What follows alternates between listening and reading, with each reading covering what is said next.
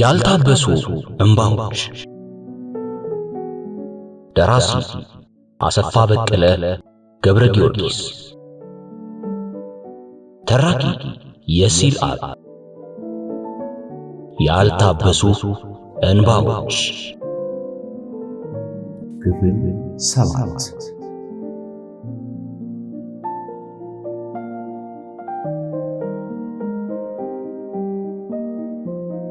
የሰኔ ወር ገብቶ እንዲያውም ተጋመሰ። አዲስ የበጀት ዓመት መቃረቡን ተከትሎ የመንግስት ሰራተኞች የዝውውር ጥያቄ መልስ መስጫው ጊዜ ደረሰ።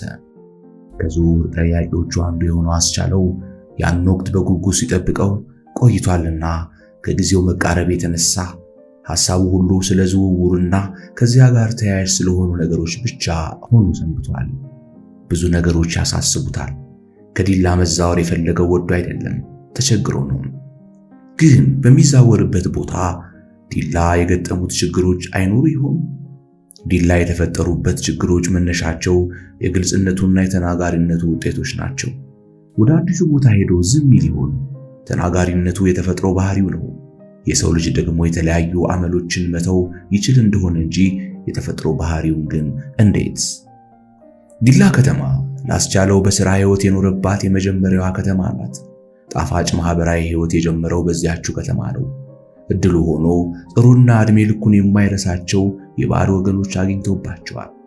ታፈሱን፣ በልሁን፣ መርዕድን። ከነሱ ተለይቶ መሄዱ ያስጨንቀዋል። ዝውውር የጠየቀው ወደ ሸዋ ክፍለ ሀገር ቢሆንም የሚመደብበትን የጤና ተቋም ግን አያውቅም። ከነታፈሱ በልሁና መርዕድ ጋር በቀላሉ መገናኘት በሚያስቸግር ቦታ ቢሄድስ? ልቡ ይፈራል። ድንገት ትዝ ሲለው ሆዱን ባርባር ይለዋል። የሔዋን ጉዳይስ? በወላጆቿ ፍቃድና እውቅና ለፍቅራቸው እልባት ለማግኘት የሚሞክረው ገና ወደፊት ባሉት ወራት ነው፣ ሐምሌ ወይም ነሐሴ። በእርግጥ በጉዳዩ ላይ ታፈሱና በልሁ አስበውበታል። ምናልባት ወይዘሮ ዘነቡም ይጨመራሉ። ግን ይሳካ ይሆን? ወደሚዛወርበት ቦታ ሔዋንን ይዞ መሄድ ይቻል ይሆን? ይህ ጉዳይ ዛሬ ሌሊትም እንቅልፍ ነስቶት አድሯል። እሑድ ለሰኞ አጥቢያ ሊነጋጋ ሲል ግን ድብን ያለ እንቅልፍ ወስዶት ኖሯል። ተኝቶ አረፈደ። አስቻለው የጠዋት ፈረቃ ሥራ ገቢ መሆኑን የምታውቀው ትርፌ በሁኔታው ግራ ተጋባች።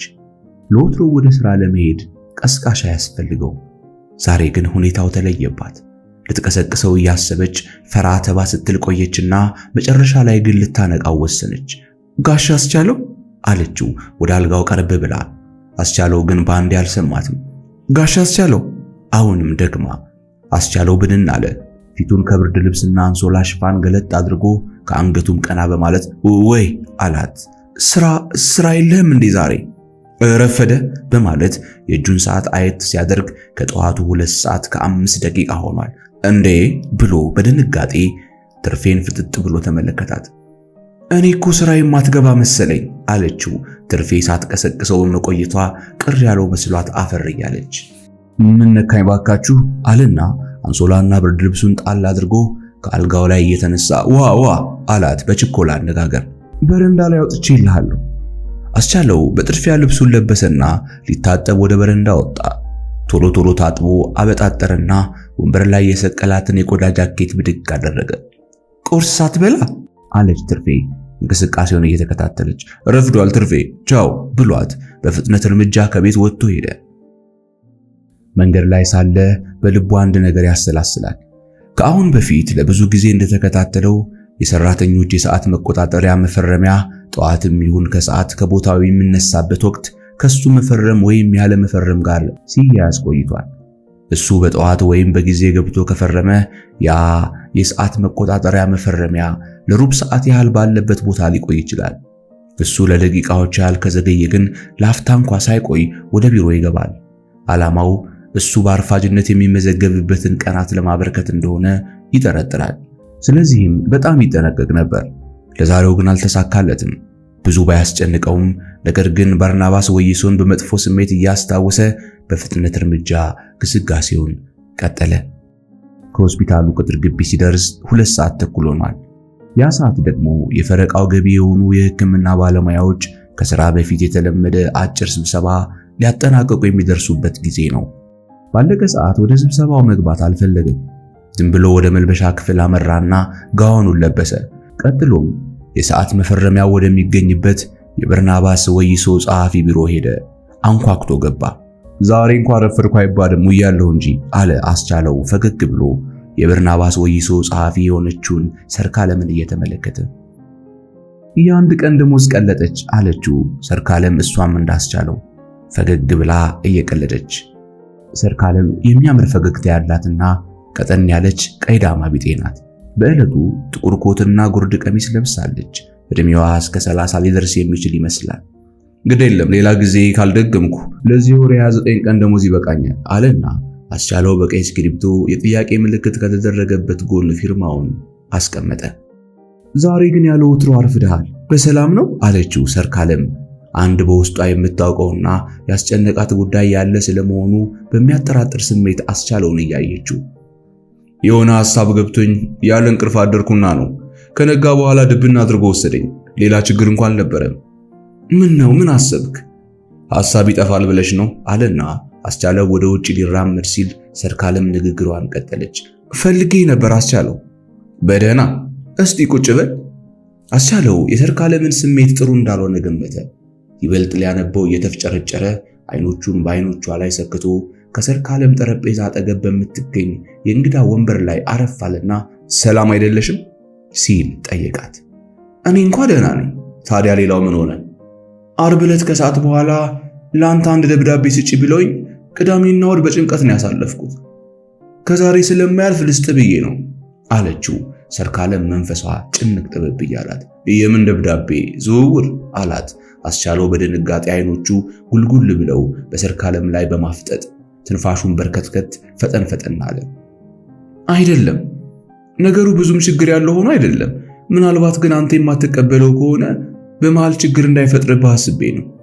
ግን ማን ነው የጻፈው? ማን ነው? ሰርካለም የጻፈውን ሰው ገሌ ብላ መግለጽ አልፈለገችም። ደብዳቤውን ከመሳቢያው ውስጥ አውጥታ ሰጠችው። አስቻለው ደብዳቤውን ተቀብሎ ገጹን በሙሉ ቃኘት ሲያደርገው ሙሉ ፕሮቶኮል የጨበጠ ነው። የፈረመበት ባርናባስ ወይሶ ነው። የደብዳቤውን አድራሻ ሲመለከት ለጓዳ አስቻለው ፍስሐ ይላል። አለ አስቻለው ድንገት ሳያስበው። ቀና ብሎ ሰርካለምን አየት ካደረጋት በኋላ ወደ ደብዳቤው ተመለሰና ማንበብ ጀመረ። ሲጨርስ ምን አለ በድንጋጤና በቁጣ ስሜት ጮክ ብሎ። ህልም መሰለውና እንደገና ነበበው። መልእክቱ ግን አልተቀየረም። ያው መጀመሪያ እንዳነበበው። አልገባኝም ሰርኬ ነገር አላት ወደ ሰርካለም ዞር ብሎ። ለማንኛውም ረጋ በል አስቻለው አለችው። ሰርካለም በማረጋጋት አይነት እሷም ቀለስለስ እያለች በርናባስ አሁን ቢሮ ውስጥ አለ? ይኖራሉ፣ ግን አሁን አትግባ፣ ባይሆን ነገ ከነገ ወዲያ አስቻለው። ለአፍታ ያህል ሰርካለምን መልከት ካለ በኋላ ከወንበሩ ላይ ብድግ ብሎ ከቢሮ ወጣ። ያን ደብዳቤ እንደያዘ በቀጥታ ወደ በርናባስ ቢሮ አመራ። ሳያንኳኳ በሩን በርግዶት ገባ። በርናባስ በተለመደው አለባበሱ ሆኖ ጠረጴዛው ላይ አጎንብሶ ይጽፋል። ወደ በሩ ቀና ሲል አስቻለው አየው። ያስቻለው ስሜት መለዋወጡን አይቶ ሰላም እንዳልመጣ በመገመት ልቡ ደንገጥ አለና አቤት አለው መነጽሩን ወለቅ እያደረገ። ምንድነው ይሄ አለና አስቻለው ያን ደብዳቤ በበርናባስ ፊት ጠረጴዛው ላይ ውርውር አደረገው። ጋውኑን ወደ ኋላው ሰብሰብ በማድረግ ሽንጥና ሽንጡን ይዞ ቁና እየተነፈሰ በበርናባስ ፊት ቆመና ቁልቁል ይመለከተው ጀመር። በርናባስ ይህን ያስቻለውን ሁኔታ ቀድሞ ማሰቡበት ነበር። ይሁንና አሁን በትክክል ሲከሰት ቀድሞ ከገመተው በላይ ፍርሃት አደረበት። በሙሉ ቀልቡ ያስቻለውን እንቅስቃሴ እየተከታተለ ለይምሰል ያህል ወደ ደብዳቤው መልከት እያለ የበላይ አካል ውሳኔ ነው አለው። ምን አይነት ውሳኔ አለ አስቻለው ድንገት አፉ ላይ የመጣለትን። አይኑ ከመፍጠጡም በላይ ትንፋሹ በርክቶ ደረቱ ሞላ ሞሸሽ ይላል። በቃ ውሳኔ ነው አለ በርናባስ ካሁን ዘሎ አንደቀኝ በማለት አስቻለውን እየፈራ። በእርግጥ እናት ሀገሬ ናት የጠራችኝ ወይስ እናንተ ናችሁ ያዘዛችሁኝ ሲል ጠየቀው። አስቻለው የፊቱን ላብ በእጁ እየጠረገ ሁለቱም ተያያዥ ናቸው፣ ግን ደግሞ ሁለታችሁ መለያየት አለባችሁ። የጊዜ ጉዳይ ነው እንጂ መለያየታችሁ አይቀርም። እኔም የሀገሬን ጥሪ በደስታ የምቀበለው ሁለታችሁን ለመለያየት የክተት ጥሪ ነጋሪት የተጎሰመ እንደሆነ ብቻ ነው። ይሄኛውን ግን አልቀበለውም አለ አይኑን በበርናባስ ላይ ፍጥጥ እያደረገ። መቀበል ያለ መቀበሉ ጉዳይ ያንተ ነው። ነገር ግን ደብዳቤው በአድራሻ የተጻፈና የመዝገብ ቁጥር የያዘ ስለሆነ አንተው ጋር ይቀመጥ አለና በርናባስ ደብዳቤውን መልሶ ወደ አስቻለው ዘረጋ። አስቻለው ደብዳቤውን የንጥቅ ያህል ከባርናባስ እጅ ላይ ምንጭቅ እያደረገ አምጣው ለታሪክ ይቀመጣል ብሎት ወደ ኋላው ተመልሶ ከቢሮ ወጣና በሩን ድርግም አድርጎ ዘግቶ እዚያው በኮሪደሩ ላይ በመቆም ያንኑ ደብዳቤ እንደገና ያነበው ጀመር። ግን የደብዳቤው መልእክት አሁንም ያው ነው። አስቻለው በንዴት ስሜቱ ተለዋወጠና ለጊዜው ምን ማድረግ እንዳለበት ቅጡ ጠፋው። ግን በስተቀኝ አቅጣጫ በሚገኘው የኮሪደሩ መውጫ በኩል ጅው ብሎ ሄደና ከህንጻው ውስጥ ወጣ። ከዚያው በመውጫው ዳር የግድግዳ ጥግ ተደግፎ እንደገና ያነበው ጀመር። በዚህ ጊዜ ከት ብሎ ሳቀ፣ የንዴት ሳቅ። በዚያችው ቅጽበት እዚያችው ቦታ ላይ እንደቆመ በሐሳብ ከብዙ ቦታ ረገጠ። ሔዋንን አስታወሳት፣ ሸዋዬንም እንዲሁ። የሸዋዬንና የባርናባስን ግንኙነት እንዲሁም ከሁለቱ ጋር ተለጥፎ ሔዋንን በማስቸገር ላይ ያለው በድሉ አሸናፊ ጭምር ታዩት። በእጁ የያዘው ደብዳቤ ይዘትም ከነዚህ ሰዎች ግንኙነትና ፍላጎት የመነጨ ስለመሆኑ ሳይጠራጠር አመነበት። ወዲያው አንድ ነገር ብቻ ማድረግ ታየው። በዚያ ሆስፒታል ውስጥ ያስቀመጠውን ልብስም ሆነ ማስታወሻ ምንም ሳይታሰበው ጋን ስለመልበሱ እንኳን ሳይታወቀው ከዚያ ሆስፒታል ግቢ ውስጥ ለመውጣት ወሰነ። በልቡ ውስጥ ያለው መድረሻ ደግሞ የአውራጃው ግብርና ጽሕፈት ቤት። ከዲላ ሆስፒታል እስከ ግብርና ጽሕፈት ቤት በአማካይ 30 ደቂቃ የሚወስደው የእግር መንገድ ለአስቻለው 20 ደቂቃ እንኳን አልፈጀበትም። የቆፌን ኮረኮንች መንገድ እየነጠረ ተረማምዶ ዲላ ከተማን በምስራቅና ለምዕራብ ሁለት በሚሰነጥቃት አስፋልት መንገድ ላይ ገስግሶ ወደ ዲላ ሰሜናዊ ጫፍ አቅራቢያ ሲደርስ ቀኙን በመያዝ ጥቂት ዳገታማ የሆነውን አቧራማ መንገድ ረምርሞ ከበልሁ ቢሮ አጠገብ ደረሰ። አንኳኳ። አንዴ ጠብቁኝ አለ በልሁ ከውስጥ። በዚያ ሰዓት ከሁለት ባለ ጉዳዮች ጋር እየተነጋገረ ነበር። አስቻለው ዛሬስ አላስቻለውም። በሩን በርግዶት ገባና የበሩን እጀታ እንደያዘ በልሁን በተቀመጠበት አሻግሮ ተመለከተው። በልሁ አስቻለው መሆኑን ሲያውቅና አጠቃላይ የፊቱን ገጽታ ሲመለከት በድንጋጤ ፊቱ ኩምትርትር አለና እንዴ ምን ነው አስቻለው አለው ፍጥጥ ብሎ እየተመለከተው። አስቻለው መልስ አልሰጠውም። ዝም ብሎ ወደ ውስጥ ገብቶ ሳይጋበዝ በእንግዳ ወንበር ላይ ቁጭ አለ። በረጅሙ እየተነፈሰ ጣሪያ ያይ ጀመር። በአስቻለው ሁኔታ የተገረሙና ምናልባትም ደንገጥ ያሉ የበልሁ እንግዶች በልሁን አየት አደረጉት። እስቲ ወንድሞቼ አንዴ ውጪ ሆናችሁ ጠብቁኝ ሲል በልሁ በትህትና ጠየቃቸው። ሰዎቹ አላመነቱም። ወዲያው ብድግ ብለው ተከታትለው ወጡ። አስቻለው ሲል ጠራው። በልሁ በሁኔታው መለዋወጥ ሆዱ እያዘነ ወይ አለው። አስቻለው አሁንም አይኑን ከኮርኒስ ላይ ሳይነቀል ምን ሆንክ? አስቻለው የሆነውን ነገር ከመናገር ይልቅ ያን የያዘውን ደብዳቤ ለበልሁ እየዘረጋ እንካ አንብበው አለና ሰጠው። በልሁም ልክ እንዳስቻለው ቶሎ ወደ ሐሳቡ አልገባም። የደብዳቤውን ቅርጽ በቅድሚያው ቃኘው። ፕሮቶኮል የጨበጠ ደብዳቤ ነው። ፈራሚው በርናባስ፣ ቲተሩም የሱ። ከዚያ በኋላ ወደ ዝርዝር ሐሳቡ ገብቶ አንብቦ ከጨረሰ በኋላ ድንግጥ ባለ አኳኋን ከየት አመጣኸው ሲል ጠየቀው። ሰጡኛ። እኔማ ከየት አመጣዋለሁ አለና አስቻለው ጉንጮቹን ነፋ አድርጎ ብሎ በረጅሙ ተነፈሰና አንገቱን ወደ መሬት ደፋ። በልሁ ለጊዜው ምንም ማለት አልቻለም። አስቻለውን ግን አከታትሎ ተመለከተው። የደብዳቤው ይዘትና መልእክት በውስጡ ሊፈጥርበት የሚችለውን ስሜት ያውቃልና እሱም ሆዱ እያዘነ እስቲ ወጣን በልና ሻይ እየጠጣን እንነጋገር አለ በልሁ። የአስቻለውን ምላሽ ባይኑም በጆሮም እየጠበቀ አስቻለው እሺ ወይም እምቢ ብሎ ቃል አልተናገረም። ብቻ ዝም ብሎ ብድግ አለና ተከታትለው ወጡ።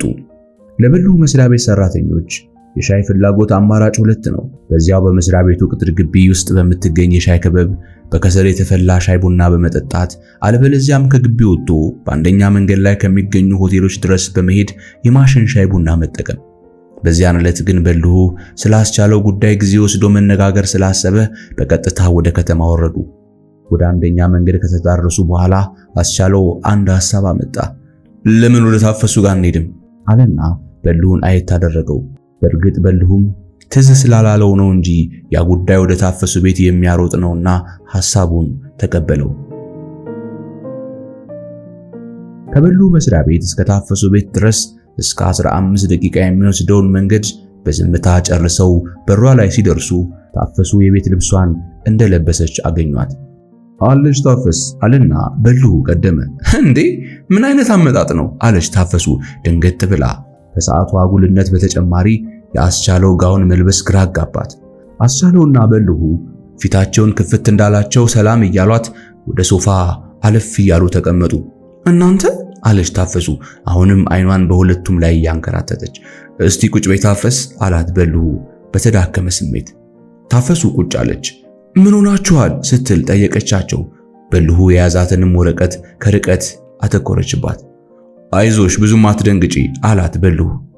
ትንሽም ቢሆን ንገሩኛ። መምህርት ሸዋዬ ገና ዛሬ ሳታሸንፈን አልቀረችም አላት በልሁ በደረቁ ፈገግ ብሎ እያያት። እንዴት አድርጋ? ያን በርናባስ የተባለ ሽማግሌዋን ተጠቅማ ማለት እንጂ ወረቀት አንብቢው አለና በልሁ ደብዳቤውን ለታፈሱ ዘረጋላት። ታፈሱ ያን ደብዳቤ ከበልሁ እጅ ላይ በችኮላ ተቀብላ ሁለመናውን አየችው። ቀንና ቁጥር፣ የራስጌና የግርጌ ማህተም እንዲሁም የበርናባስ ወይሶ ፊርማና ቲተር ያለበት ደብዳቤ ነው። ማንበብ ጀመረች። ለጓድ አስቻለው ፍስሐ ዲላ። ጉዳዩ የእናት ሀገር ጥሪን ይመለከታል። እንደሚታወቀው ሁሉ በሰሜን የሀገራችን ክፍል ጥቂት ተገንጣይ ቡድኖችና ሌሎች ጎጠኞች በመተባበር የሀገራችንን ሉዓላዊነት በመፈታተል ላይ ናቸው። የእነዚሁን ተገንጣይ ቡድኖች የውጭ ደጋፊዎቻችን ቅስም ለመስበር ጀግና ሰራዊታችን ከውጭና ከውስጥ ጠላቶቻችን ጋር አንገት ለአንገት በመተናነቅ ላይ ይገኛል። በመሆኑም አብዮታዊ እናት ሀገራችን በአሁን ሰዓት የቁርጥ ቀን ልጆቿን አብዮታዊ ተሳትፎ የምትሻበት ወቅት ነው። በዚሁ መሰረት እርሶም በጦር ግንባር ተሰልፎ በመዋደቅ ላይ ለሚገኘው ጀግናው አብዮታዊ ሰራዊታችን በሙያው የሕክምና አገልግሎት ይሰጡ ዘንድ አብዮታዊ ጥሪዋን ያስተላለፈችሎት በመሆኑ ወደ አስመራ በመሄድ ለ6 ወራት ያህል የሙያ አገልግሎት እንዲሰጡ ተመርጠዋል።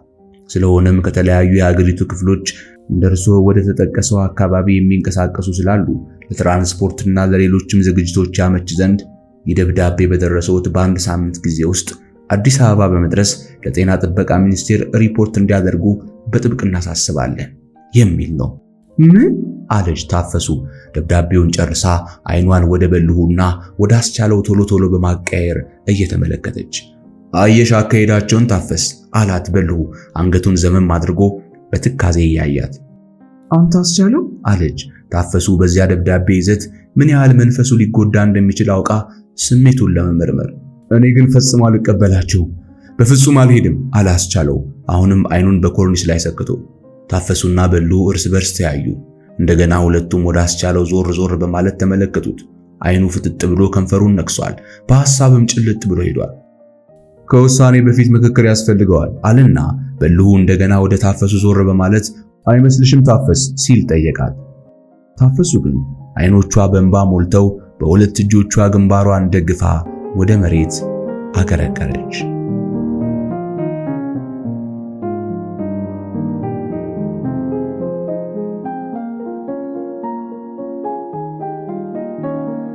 አስቻለው አለችው ሔዋን የዘመቻ ጥሪ ደብዳቤ በደረሰው 5ኛ ቀን ላይ በዕለተ ዓርብ ከጠዋቱ 3 ሰዓት አካባቢ ከቤቱ በመገኘት ወይ አላት። አስቻለው አልጋው ላይ ጋለል ብሎ ተኝቶ ከጎኑ ቁጭ ያለችውን ሔዋንን ቀና ብሎ እየተመለከታት ሰሞኑን የምሰማው ወሬ ምንድነው ስትል አይን አይኑን እያየች ጠየቀችው። ምን ሰማሽ? ጥሩ ያልሆነ ወሬ ነገርኛ አላት አስቻለው ፈገግ ብሎ እያያት። ሳታውቀው ቀርተህ ነው? ብዙ ይወራ የለ የትኛው ማለት ነው? በመስሪያ ቤት በኩል ለ6 ወር ያህል ዘመቻ ሂድ ተብለህ እምቢ ማለትን ሰማው አለችው በፍርሃት አስተያየት እያየችው። አዎ አልሄድም ብያለሁ። አሁንም አልሄድም። ግን ለምን እንደማልሄድ የነገሩሽ ሰዎች ምክንያቴንም ሳይነግሩሽ የቀሩ አልመሰለኝም። አንቺም አትደብቂኝ አላት የሔዋንን ግራ እጅ ይዞ እየደባበሳት። ነግረውኛል፣ ግን ሆዴ በጣም ፈራ። ለምን ብለሽ? ግዳጅ ላለመቀበል ምክንያቷን የምሆን መሰለኝ አለችና ሔዋን አይኗ ላይ ያቀረረም በዋን በለበሰችው ስከርፍ ጥርግ ያደረገች አይዞሽ ዩ አትፍሪ፣ ምንም አይመጣም። ታዋስቹ ምንም አይመጣም አትበል። ኑሮ ሁሉ ይበላሻል። ላንተ ኑሮ መበላሸት እኔ ምክንያት መሆን የለብኝም። ያንተ ከተበላሸ የኔም ይበላሻል አለችና እንባዋን አሁንም በጉንጯ ላይ ታወርደው ጀመር። አታልቅሽ የኔ ፍቅር፣ የኔ ህይወት የሚበላሸው አንቺን ካጣው ብቻ ነው። ዘመቻ ከሄድኩ ደግሞ አንቺን ላጣሽ እችላለሁ። ስለዚህ አልሄድም። አንተ ዘመቻ ብትሄድ እኔ ትሄድብሃለሁ። እህትሽና በርናባስ እየሰሩልሽ ያለውን መንገድ አጣሽና ነው ወይስ አልገባሽ ይሆን? አውቃለሁ፣ ገብቶኛል። ታዲያ የኔ ዘመቻ መሄድ እንዴት አንቺን አያሳጣኝም ብለሽ ትገምቻለሽ? ፈጽሞ አስቻለው፣ ፈጽሞ አይለያየንም። እንዴት? እኔም ላጣ አልፈልግምና። ወደሽ ሳይሆን በግድሽ። ፈጽሞ አይችሉም። አንድ ነገር አትርሺ ሄዩ፣ ያለሽው በእህትሽ ቤት፣ የምትበየው የምትጠጪው የሷ። በዚያ ላይ በርናባስን የሚያክል የፖለቲካ ስልጣን ያለው ወዳጅ አለ። በዚሁ ላይ ያቀረቡልሽ ወዳጅ በከተማው ውስጥ አለ የተባለ ሀብታም በድሉ አሸናፊ። የበርናባስ ስልጣንና የበድሉ ገንዘብ ከተባበሩ እንዴት እኔና አንቺን መለያየት ያቀታቸዋል? አላስቻለው። ከተንጋለለበት ቀና ብሎ ሔዋንን ፊት ለፊት እያያት፣ ይህን ሁሉ ግን የታመነ ልብ ያሸንፈዋል አለችው። ሔዋን ያስቻለውን ደረት እየደባበሰች፣ ፈጽሞ በበኩሌ ማመን ይቸግረኛል። ስማ አስቻለው፣ ወይ የኔ ፍቅር፣ እኔንም አንተንም ለአደጋ የሚያጋልጥ አጋጣሚ የሚፈጠረው አንተ ዘመቻ ላይ ድን ብለህ የቀረህ እንደሆነ ነው። እንዴት? ዘመቻ ካልሄድክ ከስራ ያስወጡሃል ወይም ያስሩሃል። ምናልባት ሊገድሉ ወይም ሊያስገድሉ ይችላሉ። አየህ አስቹ፣ ስራ ከሌለ ገንዘብ አይኖርንም። ገንዘብ ከሌለ ደግሞ ችግር ያበሳጭህና ለችግር ምክንያት በሆኑ ሰዎች ላይ አደጋ አድርሰህ በሌላ የከፋ ችግር ውስጥ ልትገባ ትችላለህ። ያኔ ልብህ ለጭካኔ እንጂ ለፍቅር ቦታ አይኖረውም። ዞሮ ዞሮ ለኔ አልሆንከኝም። ታስረህ ማየቱም ላይምሮ አይመቸውም። ብትሞትም ሐዘኔ መራርና የእድሜ ልክ ነው። ግን ይህ ሁሉ ይወገድ ዘንድ ግዳጁን ተቀብለ መሄድ ስትችል ለምን ሁለታችንም እንቸገራለን? አለችው በትካዜ ውስጥ ሆና አይን አይኑን እያየች። ሄዩ፣ የኔ ችግር አልገባሽም። ገብቶኛል፣ ግን እሱም ቢሆን መላለው። ምን ታየሽ? በቃ እኔ ከታበባ ቤት ወጣና አንተ በምትቆጥልኝ ገንዘብ ከትርፍዬ ጋር በአንተ ቤት ውስጥ እኖራለሁ። ግዳጅን ፈጽመ ስትመለስ እኔ እናንተ ራሳችን በምንደግሰው ሰርግ ተጋብተን አብረን መኖር እንጀምራለን። ለኔና ላንተ ፍቅር የሚበጀው ይህ ብቻ ነው። ከዚህ በኋላ ሁለቱም ትካዜ ውስጥ ገቡ። ሁለቱም በየበኩላቸው ያስቡ ጀመር። በየልባቸው ያለውን ነገር በማስታወስና በማሰላሰል ተጠመዱ።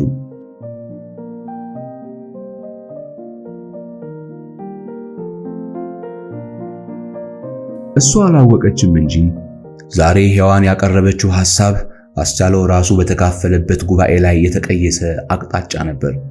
እርግጥ ነው የአስቻለው የዘመቻውን ግዳጅ ያለመቀበል ውሳኔው እጅግ ጠንካራ ነበር። ነገር ግን ታፈሱና በልሁ መርዕድን ጨምሮ ሐሳቡን እንዲቀይር ብዙ ታግለውታል።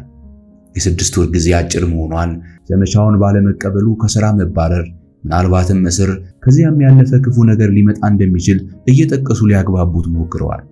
በዚያው በራሱ ቤት መርዕድና በልሁ ጫት እየቃሙ ታፈሱ ራሷ እስከ ውድቅት ሌሊት ድረስ አብራቸው በመቆየት በዚህ ጉዳይ ላይ ካስቻለው ጋር የተፋጩት ገና ደብዳቤው በደረሰው ማግስት ጀምሮ ነው። ባስቻለው ግዳጅ የመቀበልና ያለመቀበል ውይይት ወቅት ሁሉ ስፍራ ተሰጥቶት የነበረው ያስቻለውና የሔዋን ፍቅር ጉዳይ ነው። ለአስቻለው ለግዳጅ መመልመል የበርናባስ ሚና ወሳኝ ሊሆን እንደሚችል ሁሉም አምነውበታል። እሱ ደግሞ ከራሱ ፍላጎት በተጨማሪ ሸዋዬ የምትጠልበትን አደራ ለመወጣት ጭምር አስቦና ተገፋፍቶ የፈጸመው ስለመሆኑ አያጠራጥርም። ሁለቱ ሰዎች ያስቻለውን አለመኖር ተጠቅመው ሊፈጽሙት ያቀዱት ነገር በሁሉም አእምሮ ውስጥ አለ። ሔዋንን ከበድሉ አሸናፊ ጋር ሊያላምዱ ነው። ይህ ደግሞ ባስቻለውና በሔዋን ፍቅር ላይ ጥላውን ሊያጠላ ነው። ይህን አደጋ ለመከላከል ይቻል ዘንድ መላ መልምለዋል። በአንድ ወይም በሌላ መንገድ ሔዋንን ከሸዋዬና ከበርናባስ መዳፍ ውስጥ ፈልቅቀው ማውጣት፣ ዋሽቶም ለምኖም ሔዋንን የችግሩ ፈቺ አንድ አካል ማድረግ። በዚህ ጉዳይ አስቻለውን ጨምሮ ሁሉም ተስማምተዋል። ሔዋንን የማሳመን ጉዳይ ለታፈሱ እንግዳ ሰው ተሰጥቶ እሷም የተጣለባትን ኃላፊነት ለመወጣት አልዘገየችም። ለአስቻለው የዘመቻ ትዕዛዝ በደረሰው 4ኛ ቀን ላይ ነበር ሔዋንን ከመሰረተ ትምህርት ስራዋ ስትመለስ ወደ ቤቷ ጎራ እንድትል ጠየቀቻት። ሔዋንም ጥያቄውን ተቀብላ ከታፈሱ ቤት ገባች። ሄዩ ተቸግረናል ነበር ያለቻት። ታፈሱ ሔዋንን ሶፋ ላይ አስቀምጣ እሷም ከፊት ለፊቷ በመቀመጥ ምን ሆናችሁ? አስቻለው በመስሪያ ቤቱ በኩል ዘመቻ ታዞ ነበር፣ ነገር ግን አልሄድም በማለቱ እኔም በልሁም መርዕድም ተጨንቀናል። ዘመቻ? አዎ ዘመቻ። ለ6 ወር ብቻ ለሚቆይ የሙያ ዘመቻ ወደ ኤርትራ እንዲሄድ በደብዳቤ ታዟል። እሱ ግን ሔዋንን በሸዋዬ ቤት ውስጥ ትቻል ሄድም እያለ አስቸግሮናል። ኤርትራ ማለት የጦርነቱ ሀገር አይደል? አዎ። እሱ ግን የሚሄደው ሊዋጋ አይደለም፣ በጦርነቱ ለሚጎዱ ቁስለኞች የሕክምና አገልግሎት ሊሰጥ ነው። ታዲያ እንዴት ይሻላል? ችግሩ ያላንቺ አይፈታማ እና እኔ ምን አድርጌ ይፈታዋለሁ? አስቹማ የሚለው ወደዚህ ዘመቻ እንዲሄድ ያደረጉኝ ሸዋዬና በርናባስ ናቸው። ዓላማቸውም ሔዋንን ለበድሉ አሸናፊ ሊድሩ አስበው ነው ይላል። ስለዚህ ፍቅሬን ከማጣት እነሱ ላይ አደጋ አድርሼ እስር ቤት ብገባ ይሻለኛል እያለ ድርቅ አለብን። ያን ያህል ታፈሱዬ? አዎ ሄዩ፣ ስሜቱ ተለዋውጦብናል። ታዲያ ምን አድርጌ ትይኛለሽ? ታዲያ መፍትሄውማ ቀላል ነው። አንቺ ከሸዋዬ ቤት ውጭና ከትርፌ ጋር አስቻለው ቤት ኑሪ። አይከብድም ታፈሱዬ? ለፍቅር ሲባል ከዚህም በላይ መስዋዕትነት ይከፈላል። ይህን ካላደረግሽ ያስቻለ ሕይወት መበላሸቱ ነው። አንቺም ታጫዋለሽ፣ እሱም ያጣሻል።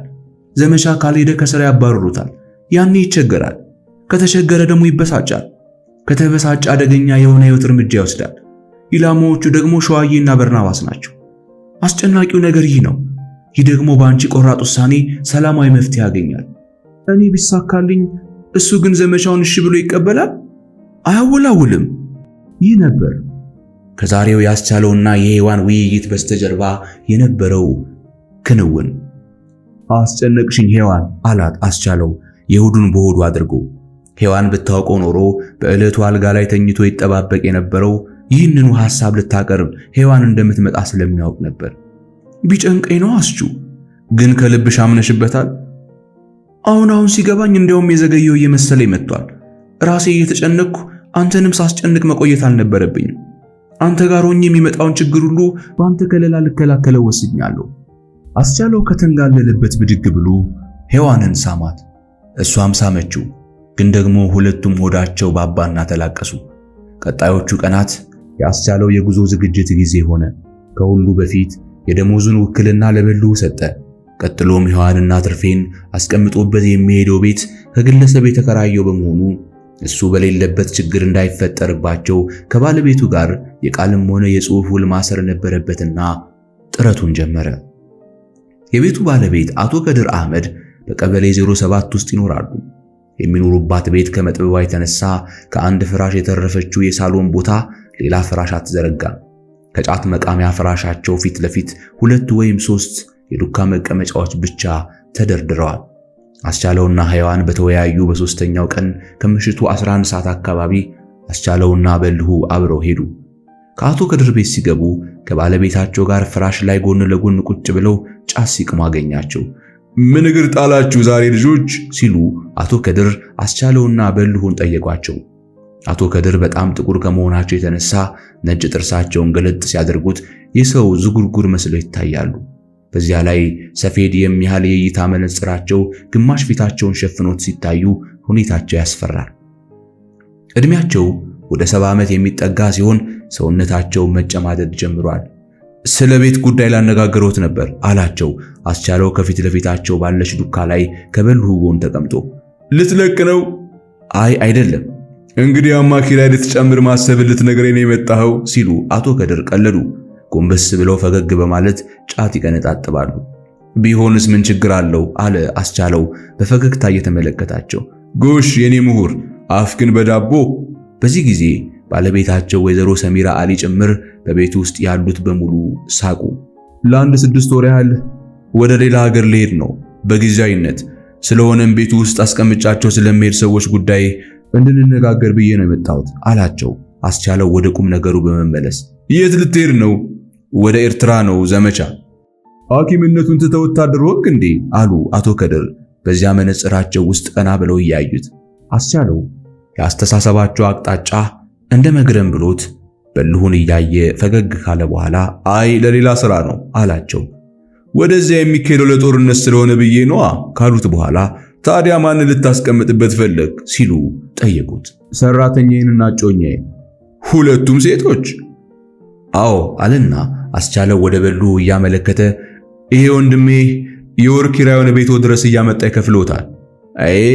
አሉና እንደ ማቅማማት አሉ። ወደ ባለቤታቸው ዞር በማለት ይህን ነገር እንዴት ታያለሽ ሰሚራ ሲሉ ጠየቋቸው። ልጅና ወደቅ ያለባቸውና ቀይ ፊታቸው ጨምደድ ማለት የጀመረው ወይዘሮ ሰሚራ ሙሉ ሰውነታቸውን በሰፊና ረጅም ቀሚሳቸው ሸፍነው በቀይና ነጭ ቡራቡሬ ጉፍታ አንገትና ጭንቅላታቸውን ተከናንበው በመቀመጥ ጫት ይቅማሉ። ጀበናና የስኒ ረከቦት ከፊታቸው ደርድረዋል። እኔ ምን አውቄ አሏቸው።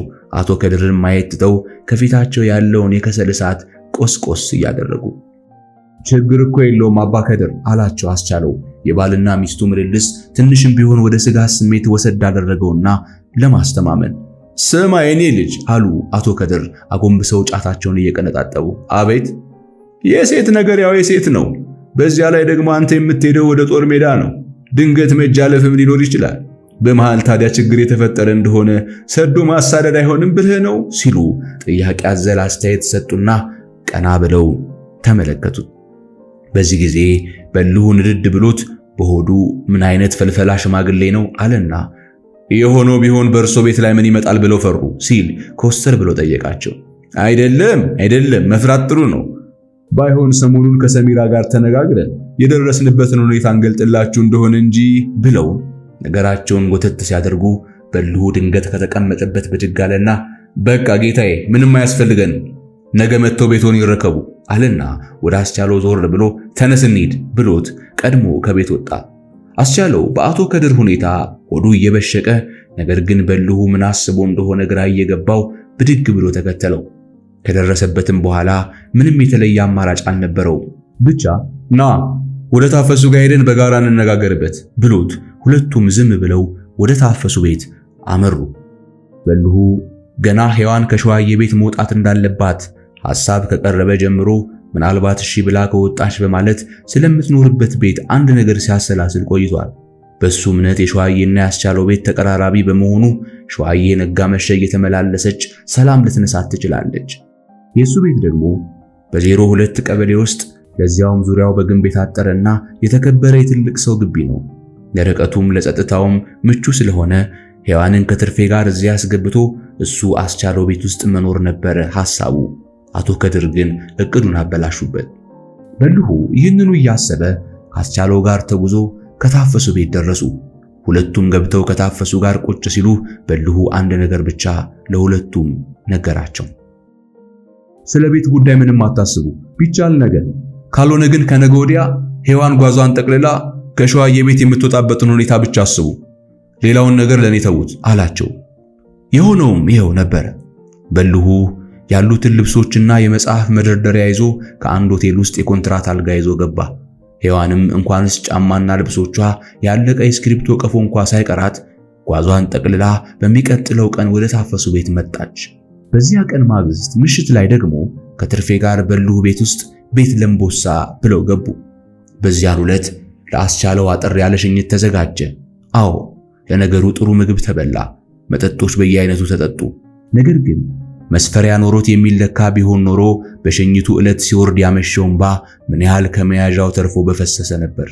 ሔዋን በሰቀቀን እሪ ስትል፣ አስቻለው በቁጭት ሲብሰለሰል፣ አጽናኝና ጋባዦቹ ከእጃቸው ላይ መሐረብ ሳይለይ ሌሊቱ ወለል ብሎ ነጋ። አስቻለው በጠዋት በማለዳ ተነስቶ ወደ አዲስ አበባ ሲጓዝ ዋለና በሶስተኛው ቀን ቀትር ላይ ደግሞ በአውሮፕላን ወደ አስመራ። በተሳፈረበት አውሮፕላን ውስጥ አየር ላይ ተንሳፎ ሳለ ሁለት ሐሳቦች ተፈራረቁበት። በአንድ በኩል የሽኝቱ ዕለት ማታ ሔዋን ስትሆን ያመሸችውና ጠዋት ከዲላ አውቶቡስ መናኸሪያ ወደ አዲስ አበባ ስትሸኘው መላ ሰውነቷ በለቅሶ እየተንሰቀሰቀ ሙሉ ፊቷ በእንባ እንደረሰረሰ ባልተለመደ ሁኔታ ማንቁርቱ ላይ ተጣብቃ ክፉይን ካሱ ያለችው ትዝ ብሎት ሆዱ ባባና ክፉኛ ለቀሰ።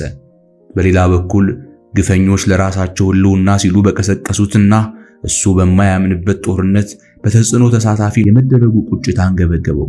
ከንፈሩን እየነከሰ ራሱን እንደወዘወዘ አውሮፕላን ውስጥ ስለመሆኑ ለአንዴም ሳይታወቀው በሐሳብ እንደዋለለ ከአንድ ሰዓት ተኩል በረራ በኋላ ልክ 9 ሰዓት ላይ አስመራ ከተማ ደረሰ።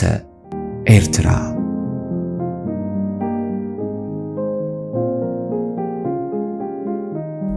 ሄሎ አስደሳች ዜና ለዲላና አካባቢዋ ነዋሪዎች በሙሉ። ታዋቂውና ዝነኛው የፖሊስ ኦርኬስትራ የሙዚቃ ቡድን የተለያዩ አዝናኝ አስደሳች ጣዕመ ዜማዎችን ይዞ እነሆ በመካከላችሁ ተገኝቷል። ቦታ በዲላ ሕዝብ መሰብሰቢያ አዳራሽ፣ ሰዓት ከምሽቱ 12 ሰዓት ጀምሮ፣ የመግቢያ ዋጋ 10 ብር ብቻ ይላል አንድ የሙዚቃ ቡድኑ አስተዋዋቂ በፖሊስ መርሴዲስ መኪና በከተማዋ ዋና ዋና መንገዶች ላይ እየተዘዋወረ። አስተዋዋቂው ተናግሮ ሲያበቃ ጆሮ የሚበጥስ ሙዚቃ በድምፅ ማጉያው ይለቀቃል። የከተማዋ ነዋሪ ለማስታወቂያው የተለየ ምላሽ ይሰጣል። አንዳንዱ በዓመት ከአንድ ወይም ከሁለት ላልበለጠ ጊዜ የማይገኝ ዕድል በመሆኑ እንደ መልካም አጋጣሚ የቆጠረው ኦ ብራቮ ይላል። ሌላው ደግሞ የመግቢያ ዋጋው ለሱ አቅም የማይቀመስ እየሆነበት እምበላው ባገኘው እንኳን ላንተ 10 ብር ላወጣ ሲል የአብዮቱ ዘፈን በሬዲዮም ሰልችቶኛል የሚልም ነበረ። ዕለቱ የሥራ ቀን ነበርና የመንግስት ሰራተኞች ማስታወቂያውን የሰሙት ከሥራ ሲወጡ ነው። በልሁ ከአንድ የሥራ ባልደረባው ጋር ወደ ዋናው የከተማዋ መንገድ ሲያመራ መኪናው የመንገድ ዳር ይዞ በመቆም ቲኬት ሲሸጥ አዩት። ለእንዲህ አይነት ነገር ባለቤቴ በጣም ትጓጓለች፣ እንደምንም ብዬ ይዣት መግባት አለብኝ አለ የበልሁ የሥራ ባልደረባ። እኔስ ማንን ይዤ ልግባ አለ በልሁ ፈገግ ብሎ የሥራ ባልደረባውን እየተመለከተ። እንደፈረደብህ ብቻ አንተ ጎለታ አለው ሰውየው ሳቅ እያለ። ግን ሁለቱም ቲኬት ወደሚሸጥበት ቦታና መኪና መሩ። የበልሁ የሥራ ባልደረባ 20 ብር አውጥቶ 2 ቲኬት ሲገዛ በልሁም ለኔም 2 ሲል የሰማው የሥራ ባልደረባው በልሁን ሳቅ ብሎ አየት እያደረገው ማምሻ ልታገባ ሲል በነገር ወረፍ አደረገው።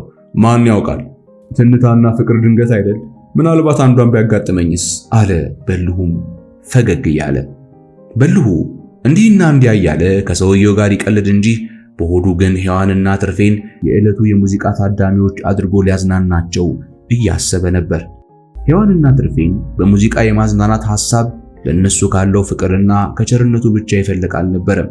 በሆዱ ሌላም ብዙ የሐሳብ ጓዝ አለ። እነሆ ልጓም አልባው ጊዜ የራሱን ዑደት ተከትሎ ሄዷል፣ ተምዘግዝጓል። አስቻለው ወደ አስመራ ከሄደበት ካለፈው ሰኔ ወር ቀጥሎ የነበሩት ሐምሌና ነሐሴ ሽው እልም ብለዋል። ቀጣዮቹ መስከረምና ጥቅምትም በፍጥነት ጥቅልል ብለዋል። ህዳርና ታኅሳስም እንዲሁ ላይ መለሱ ተሸኝተው ወርሃ ጥር ከች ብሎ ራሱም ተጋምሷል። የፖሊስ ኦርኬስትራ የሙዚቃ ቡድን ወደ ዲላ ብቅ ያለው በዚህ ወር 3ኛ ሳምንት ላይ ነው።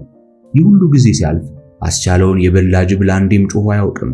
ቢደመጥ ቢጠበቅ ትንፍሽ አለል ብሎ ድራሹን አጥፍቷል። ለ6 ወር ተብሎ የሄደው አስቻለው እንኳን መመለስ ድምፁ እንኳን ሳይሰማ ድፍን 7 ወራት አልፈዋል። ይህ ሁኔታ በዲላ የፍቅር ቤተሰቦቹ ላይ ስጋትና ጭንቀት ፈጥሮ ያተረማመሳቸው ይዟል። ከሁሉም በላይ ደግሞ ሔዋንን። አስቻለው ወደ አስመራ ሲሄድ ለዲላ የፍቅር ቤተሰቦቹ የገባው ቃል ነበረ።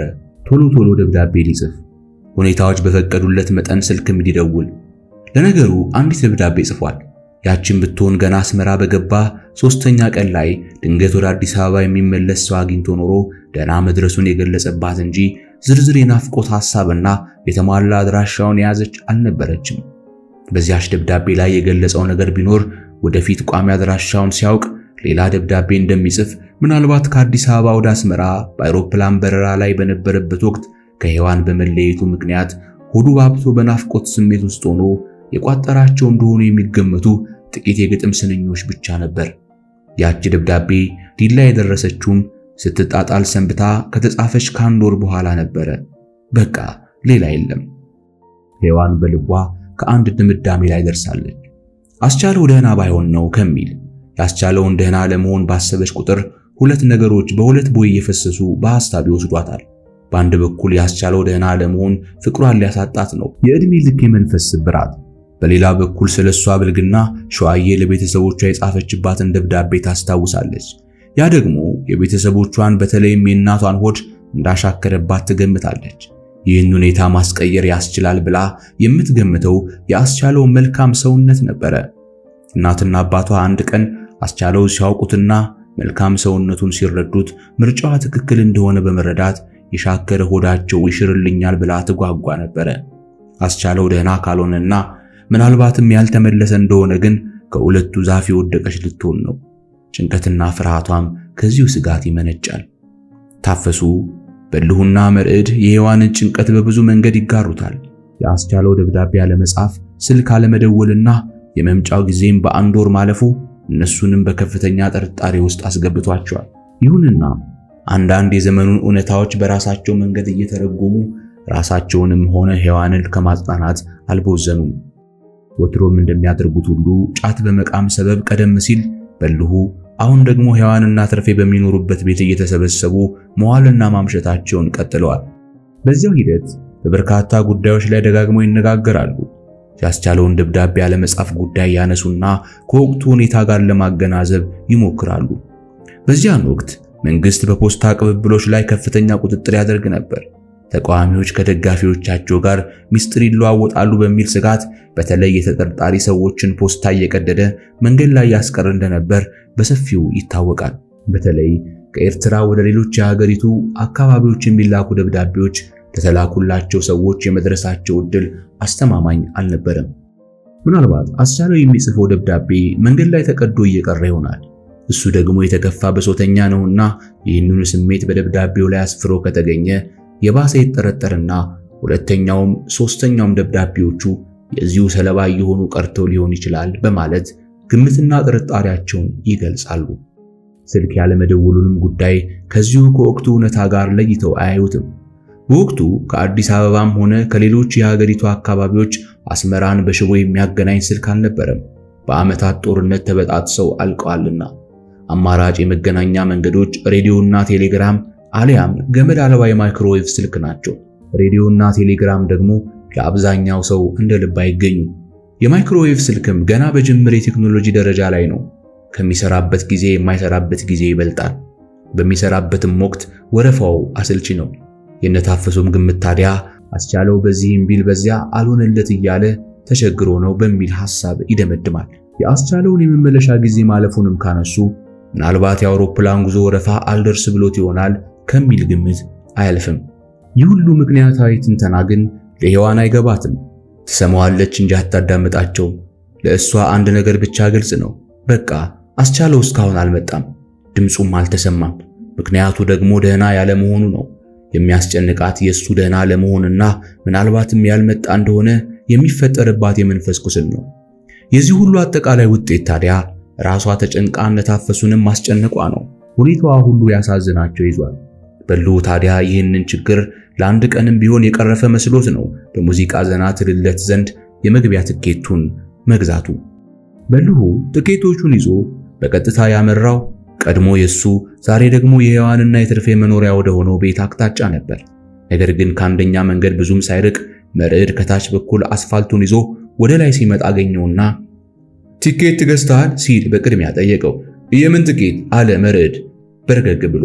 ዛሬ እኮ የፖሊስ ኦርኬስትራ መጥቷል፣ ባክተው ለአንድ ቀን ምሽት 10 ብር ከማወጣ በቋሚነት የምሰማው አንድ ካሴት ብገዛ አይሻልም አለው። እስቲ በልጅ እግር ወደ እነ ሔዋን ልላክ። ለምን? በልሁ ትኬቶቹን ከኪሱ አውጥቶ እያሳየው ሂዩና ትርፌ ዛሬ እንኳን ይዝናኑ ብዬ ትኬት ገዝቼላቸዋለሁ። ስጣቸውና ሰዓቱ ሲደርስ አዳራሹ ድረስ እንዲመጡ ንገራቸው። እነሱን አስገብተን እኛ ወደ ጉዳያችን እንሄዳለን አለው። መርዕድም አላቅማማም። ትኬቱን ተቀበለውና ሲመለስ የት እንደሚገናኙ ቀጠሮ ይዘው ወደ ሔዋንና ትርፌ ቤት ገሰገሰ። መርዕድ ታዛዥና ቅን ነው። የሙዚቃ ድግሱ ማስታወቂያ በድምጽ ማጉያ ይነገር በነበረበት ወቅት ብዙዎች ያለመታደም አዝማሚያ የሚያመላክት አስተያየት ይሰጡ የነበረ ቢሆንም በወቅቱ እስከ 30 ሺህ ሕዝብ ከሚኖርባት ዲላ ከተማ ውስጥ ከ1000 በላይ የማይዘውን የሕዝብ መሰብሰቢያ አዳራሽ የሚሞላ የሙዚቃ ፍቃሪ አልጠፋም። ሰዓቱ ደርሶ ሔዋንንና ትርፌን ቦታ ለማስያዝ በልሁና መርዕድ ወደ ቦታው ብቅ ሲሉ በርካታ ሰው ወደ አዳራሹ እየገባ ነው። በልሁና መርዕድ ሔዋንና ትርፌን በቀጠሩበት ቦታ አግኝተዋቸው ወደ አዳራሹ ይዘዋቸው በመግባት ቦታ ሊያስይዟቸው ቢሞክሩም እነሱ ትኬት ስላልያዙ ወደ አዳራሹ ለመግባት ተከለከሉ። በዚያ ምትክ ትዕይንቱ እንዳይርቃቸው ወደፊት ሄደው መቀመጥ እንዳለባቸው መከሯቸውና እነሱ ወደ ውጪ ተመለሱ። ሔዋንና ትርፌ ግን አገባቡ ጭንቅ አላቸው። በዚህ አይነት ዝግጅትና አዳራሽ ውስጥ ታዳሚ ሆነው አያውቁም። የዝግጅቱ ተካፋይ ለመሆን የጓጉ ቢሆንም ሌላ ሰው እንደሚያደርገው ቦታ መርጠው ለመቀመጥ ድፍረቱን አጡ። እንዲያውም ድብልቅልቁ አስፈራራቸው። አዳራሹ ውስጥ ገብተው በመተላለፊያው ኮሪደር ላይ እንደቆሙ በርካታ ሰው ከኋላቸው እየመጣ አልፏቸው ቦታ ሲይዝ ተመለከቱ። እንደምንም ጨከኑና በአዳራሹ መሃል አካባቢ ከቆሙበት የመተላለፊያ ኮሪደር በስተቀኝ በኩል በርካታ ባዶ ወንበሮች መኖራቸውን በማየታቸው ወደዚያው ለማለፍ ወሰኑ። ሔዋን ከፊት እየመራች ትርፌ ከኋላ እየተከተለች በሰው እግር ስር እየተሽለኮለኩ በሚያልፉበት ወቅት ሔዋን ድንገት ተወላከፈች። ውይ ይቅርታ ብላ ወደ ተወላከፈችበት ሰው ቀና ብላ ስትመለከት ክው ብላ ደነገጠች። ያወላከፋት ሰው ካሁን በፊት የምታውቀው ነው፣ በድሉ አሸናፊ። አይተሽ አትራመጅም እንዴ አላት። በድሉ እንደ መንሽ የገጠጡ ጥርሶቹን ገለጥ አድርጎ በሐፍረት ፈገግታ እየተመለከታት፣ ሔዋን ግን ስትራመድ በነበረችበት ወቅት ታደርግ የነበረውን ጥንቃቄ አስታውሳ ያ ሰው ሆን ብሎ እንዳወላከፋት ገብቷት እየተናደደች ዝም ብላ ወደ ባዶዎቹ ወንበር አለፈች። ከትርፌ ጋር ፈንጠር ብለው ለብቻቸው ተቀመጡና እንደ ማንኛውም ሰው የሙዚቃውን መጀመር ይጠባበቁ ጀመር። ዝግጅቱ ደግሞ በጣም ተጓተተ። ለ12 ሰዓት ጥሪ የተደረገ ቢሆንም ነገር ግን ከ1 ሰዓት አለፈ። በዚያው መጠን ታዳሚው ሁሉ ጀምሩ የሚል የድምፅ ጥሪ ያፋጫል፣ አንዳንዴም ያጨበጭባል፣ አልፎ አልፎም ያጉረመርማል። በዚህ መሃል ሔዋን ከአንዴም 2 ጊዜ ወደ በድሉ አሸናፊ ገልመጥ ባለችበት ወቅት እሱም ተከታትሎ እንደሚያያት ተገነዘበች። ልክ ከምሽቱ 1 ሰዓት ተኩል ሲሆን በመድረኩ ላይ ለየት ያለ ነገር መታየት ጀመረ። መጋረጃ ሙሉ በሙሉ ተገለጠ። የሙዚቃ መሳሪያ ተጫዋቾች ከነመሳሪያቸው ለተመልካች አይን ገጭ አሉ። ተጨበጨበላቸው። ወዲያው ከወደ ጀርባ በኩል አንድ ቀላ ረዘም ያለ ልጅ እግር ሰው ብቅ አለና በቋሚ ብረት ላይ ተሰክቶ የነበረ የድምፅ ማጉያ ነቅሎ ያዘና እጅ ነሳ። ለሱም ተጨበጨበለት። አመሰግናለሁ አለና ቀል ቢጤ ጣል ጣል አድርጎ ቀጣይ የሙዚቃ አይነቶችንና ዘፋኞችን አስተዋወቀ። ምስጋናውን ተቀብሎ ወደ ጀርባ ክፍል ገባ። ያን ተከትሎ 3 ሙዚቃዎች በተከታታይ ተሰሙ። ያ አስተዋዋቂ እንደገና ብቅ አለ። ድምፅ ማጉያውን ይዞ እጅ ያንሳል፣ እጅ ያንሳል፣ እጅ ያንሳል አለ። ተጨበጨበለት። እስቲ እንደገና። አሁንም ተጨበጨበለት። የሙዚቃ ድግሱ ገና ያልተነካ መሆኑን አበሰረና አሁንም 3 ሙዚቃዎች እንደሚቀርቡ አስተዋውቆ ተመለሰ። ወዲያው አንድ ጠየም ስልክክ ያለ ድምፃዊ ብቅ አለና የድምፅ ማጉያውን ከተሰቀለበት ቋሚ ብረት ላይ አነሳ። ሙዚቀኞች አስቀድመው መሳሪያውን መጫወት ጀምረዋል። ድምፃዊው ማዜም ጀመረ። አስታውሽኝ አስታውሽኝ አስታውሽኝ አስታውሽኝ ያላንቺ ማናለኝ ብሎ ገና የዘፈኑን አዝማች ግጥሞች ሲጀምር ሔዋንን አንዳች የትዝታ ማዕበል ልቧን አናወጠው። ከቁጥጥሯ ውጪ በሆነ ስሜት ትርፍዬ ትርፍዬ ብላ ከጭኗ ላይ ውድቅ አለች። በዚያው ድፍት እንዳለች ሆዷ እስከሚንቦጫቦጭ ወገቧ እስከሚርገፈገፍ ድረስ ስቅስቅ ብላ ታለቅስ ጀመር። ምን ነው ታለምዬ ምን ነው አለች ትርፌ ለራሷም ድንግጥ በማለት ከጭኗም ላይ ልታነሳት ሞከረች። ሔዋን ግን በእጅ አላለችም። ይልቁንም በትርፌ ጭን ላይ መሸጎጫ የምትፈልግ ይመስል የባሰ ትጣበቅባት ጀመር። የሔዋን ድንገተኛ የትዝታ ማዕበል የተነሳው አስቻለው ጽፎላት ከነበረ ደብዳቤ ነው። ከ7 ወራት በፊት የጻፋት ብቸኛ ደብዳቤ ከሔዋን አእምሮ ሊወጣ የማይችል መልእክት ይዛ ነበረ። ደህና መድረሱንና ወደፊት ቋሚ አድራሻውን ሲያውቅ ሁሉንም ነገር አጠቃሎ እንደሚገልጽላት ከጠቆመ በኋላ በስተመጨረሻ ላይ የትዝታ ግጥሞችን ጣል አድርጎ ነበረ። መቼ አሰብኩት ነበር መሄድ ከሲዳሞ ካንቺ አይን መራቁን መለየቱን ደሞ ወይ ድሌ ጠሞ ወይ ሰዎች ጨክነው አወጡኝ ከመንገድ ቅዴን አምክነው ማስተዋሉን ላጡ ይብላይ ለነሱ እንጂ ለኔስ አንቺ አለሽኝ የልቤ ወዳጄ አንቺ የዘላለሜ የኔ ፍቅር መውደድ ምንጊዜም አትረሽኝ አስታውሽኝ የኔ ውድ። ሔዋን ይህችን ደብዳቤ የፊት መስታወቷ አድርጋ ጧጧ ስታያት ቆይታለች። አስቻለው በዚያች ደብዳቤ ላይ ስጋና ደሞ ያለ እስኪመስላት ድረስ አመልካታለች። እያባባቻትም ታስለቅሳት ነበር። ዛሬ ታዲያ ድምፃዊው በመረዋ ድምፁ በሚያሳዝን ዜማ አስታውሽኝ ሲል በመስማቷ አስቻለው ትዝ ብሏት ነው የማልቀሷ ምክንያት። ወደ ቤታችን እንሂድ አለቻት ትርፌ ግራ ሲገባት። እሺ ተነሺ አለችና ሔዋን እንባዋን እየጠራረገች ፈጥና ቀና አለች። ዝግጅቱን አቋርጦ መውጣት ይፈቀድ አይፈቀድ የሚያውቁት ነገር አልነበረም፣ ግን ጨክነው ተነሱ። ካሁን ቁጭ በሉ አትነሱ የሚል ድምፅ የሚሰሙ እየመሰላቸው በመጨነቅ እርምጃቸውን ቀጠሉ። በአዳራሹ የቀኝ ግድግዳ ጥግ ባለው መተላለፊያ መንገድ ላይ ተከታትለው ወደ መውጫው በር አቀኑ። ብዙ በተራመዱ ቁጥር ከልካይ እንደሌለ የገባቸው ሄደና በመጠኑም ቢሆን ዘናሉ። ከአዳራሹም ወጡና ቁልቁል ወደ ቤታቸው የሚወስደውን መንገድ ተያያዙት። ከምሽቱ 2 ሰዓት ተኩል አካባቢ ሆኗል። በርካታ ሕዝብ ወደ አዳራሹ ስለገባ የከተማዋ መንገዶች ጭር ብለዋል። ግራና ቀኝ መንገድ ዳር ባሉ ቡና ቤቶች የቴፕ ጩኸትና የሰካራም ጫጫታ ጎልቶ በሚሰማበት ሁኔታ የሁለቱ ብቻ መንገድ ላይ መታየት እጅግ ያስፈራ ነበረ። ሁለቱ ጆሮ ለጆሮ ገጥመው ግራና ቀኝ ገልመጥ እያሉ ሲራመዱ ከቆዩ በኋላ ንብረትነቱ የዲላ ማዘጋጃ ቤት ከሆነው የሕዝብ መድኃኒት ቤት አካባቢ ሲደርሱ ከኋላቸው አንዲት ቶዮታ መኪና መጣችና እነሱን አልፋ እንደመሄድ ካለች በኋላ እንደገና ወደ ኋላዋ ተሽከረከር ጀመር። ወደ እነሱ ደግሞ በቀኝ በኩል ታጥፈው 02 ቀበሌ ውስጥ ግሪን ፓርክ ተብሎ ከሚጠራው መዝናኛ በታች ወደሚገኘው ቤታቸው ሊያመሩ ሲሉ ሾፌሩ ከመኪናዋ ላይ ወርዶ ወደ እነሱ ሲራመድ አዩት። ደንገጥ ብለው እያዩት ሳሉ ካጠገባቸው ደረሰ። ምን ነው በምሽት ብቻችሁ አላቸው ለሰላምታ እጁን በተለይ ወደ ሔዋን እየዘረጋ። ሔዋን የሰውየውን ማንነት ወዲያው አወቀችው። በድሉ አሸናፊ ነው። እጇን መዘርጋት ትታ ወደ ትርፌ ደገፍ አለች። አይኖቿ ግን በበድሉ ላይ ስክት አሉ። በድሉ አጭር ወፍራም ነው። ከአንገቱ ማጠር የተነሳ ጭንቅላቱ ትከሻው ላይ ቁጭ ያለ ይመስላል። መልኩ ጠቆር ያለ ጠይም ነው። 4 የፊት ጥርሶቹ ወጣ ብለው ገጠጥ ያሉና አይኖቹ ትናንሽና ድፍርስርስ ያሉ ናቸው። በዕለቱ ጥቁር ቆዳ ጃኬት በነጭ ቲሸርትና ነጣ ያለ ሱሪ ለብሷል። የእግዚአብሔር ሰላምታ ልነፈግ እንዴ አላት። በድሉ የዘረጋውን እጁን ወደ ክንዱ አዙሮ ያዝ ያደረጋት። ልቀቀኝ አለችው ሔዋን በጨለማው ውስጥ ፊቷን ጭምድድ አድርጋ እያየችው። የማነጋግርሽ ጉዳይ አለኝ አላት ክንዷን ጠበቅ አድርጎ በመያዝ።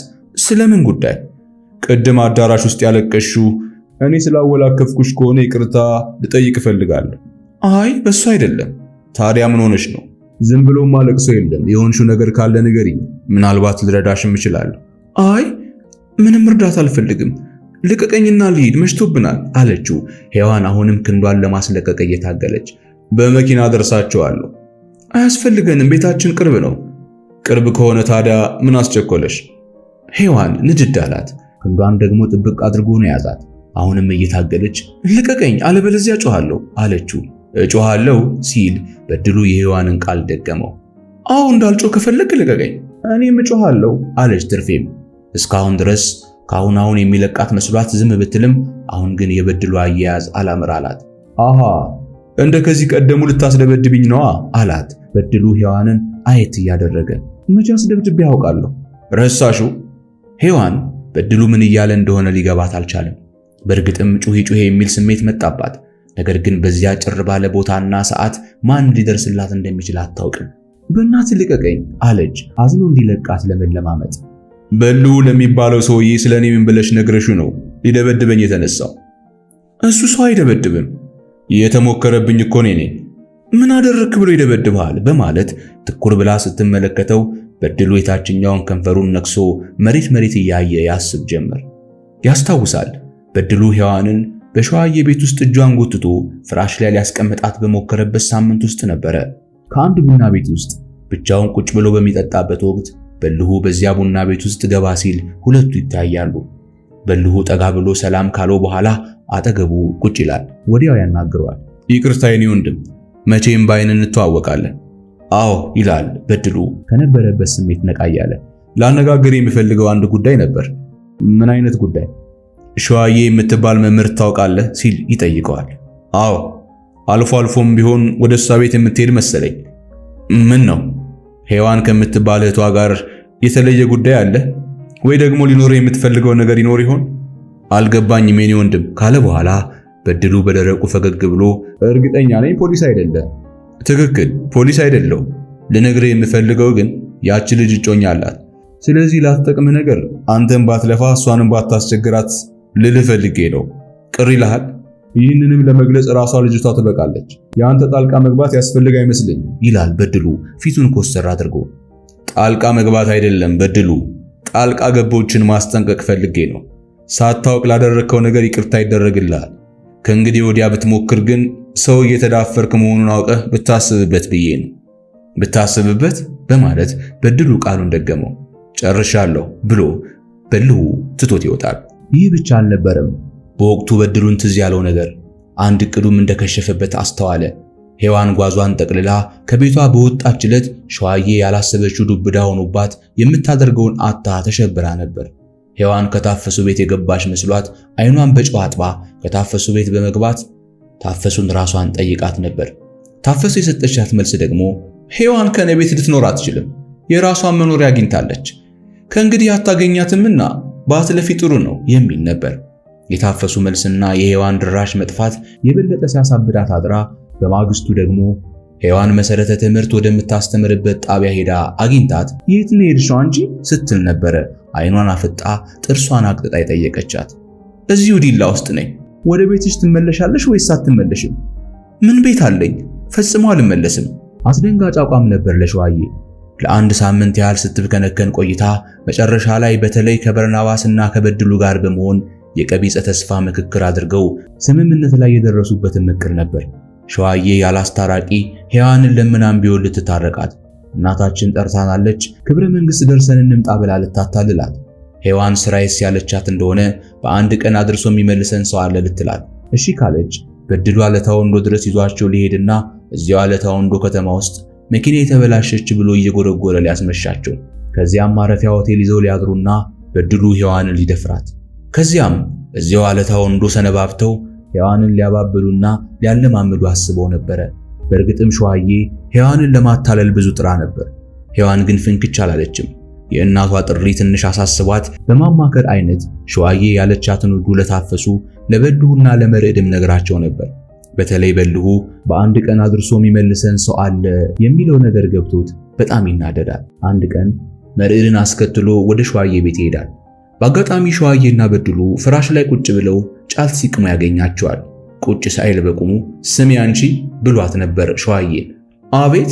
ሸዋዬ በድንጋጤ ኩርትምትም እያለች እየሰራሽ ያለሽው ነገር ያልታወቀ እንዳይመስልሽ ዳግም ሔዋን ወደምትሰራበት ቦታ ብቅትይና ይኸውልሽ ሔዋን እንኳን በአንድ የከረከሰች ቶዮታ ይቅርና አይሮፕላን ብታቀርቢላት አስቻለው ሳይመጣ ክብረ መንግስት አትሄድም ገባሽ ካለ በኋላ በልሁ ቀጠል አድርጎም ይህ ላንቺም ሆነ ለባለ መኪናው የመጨረሻ ማስጠንቀቂያ ነው በማለት እግረ መንገዱን በድሉንም ወረፍ አድርጎት ነበር።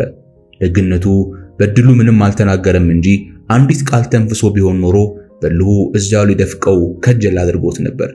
እሺ ነበር ያለችው ሸዋዬ በድንጋጤ ድምጿ እየተቆራረጠ። በድሉ አሸናፊ ታዲያ ይህን ሁሉ ውርደት ተሸክሞ ሲኖር ጠላቱ አድርጎ የሚያስባት ሔዋንን ነው።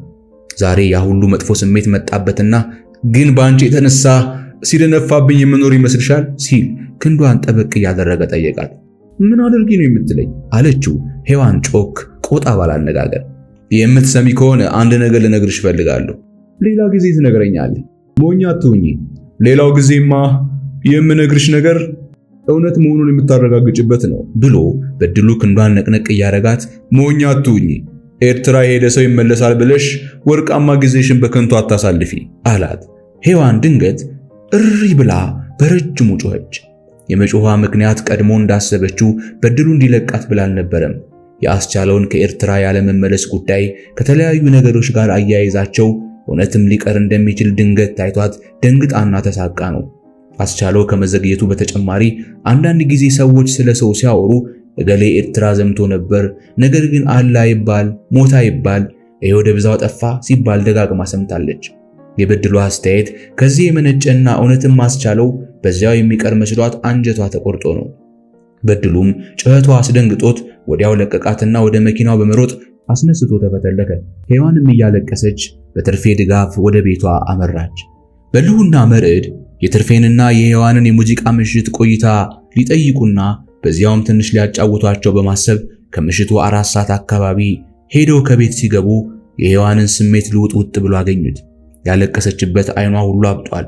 አንዲት ወረቀት በእጇ ጭብጥ አድርጋ ይዛ ትክዝ ብላ ተቀምጣለች። ምን ነው ሄዩ ሙዚቃው አስለቃሽ ነበር እንዴ ሲል በልሁ ፊት ለፊቷ እንደቆመ ጠየቃት። አይ አለችና ሔዋን እንባዋ በአይኗ ላይ ግጥም ሲልባት ወደ መሬት አቀረቀረች። ምንድነው ችግሩ በማለት በልሁ የያዘቻትን ወረቀት ተጠራጠረና ከእጇ ላይ ነጥቅ አድርጎ ሲያያት ያቺው ያስቻለው የመጀመሪያም የመጨረሻም ደብዳቤ ሆና አገኛት። ዛሬም እዚያው ነሽ አላት ቆጣ ብሎ። መርዕድ ደግሞ ወደ ትርፌ ዞር አለና ምን ሆናለች ሲል ጠይቋት መልሷን ሲጠብቅ ሔዋን ድንገት ቀደመቻቸው። በልሁዬ አታለሉኝ፣ ኤርትራ ሄደ ሰው አይመለስም፣ በቃ አስጁ እንደሆነ ቀርቷል አለችው ቀና ብላ አይኑን እያየች። አይኖቿ በእንባ ሞልተው ሰማይ መሰሉ። ምን አለ በልሁ ክው ብሎ በመደንገጥ። በቃ አሁን ነገር ሁሉ ገብቶኛል፣ አስቻለው ከኤርትራ አይመጣም ብላ ፊቷን በጉልበቶቿ ላይ አስደግፋ ስቅስቅ ብላ ታለቅስ ጀመር። በልሁ አንድ ነገር ወለል ብሎ ታየው። የአስቻለው ሁኔታ በዚሁ ከቀጠለና ምናልባትም መመለስ ባይችል በሔዋን አይምሮ ውስጥ ሊፈጠር የሚችለው ከባድ አደጋ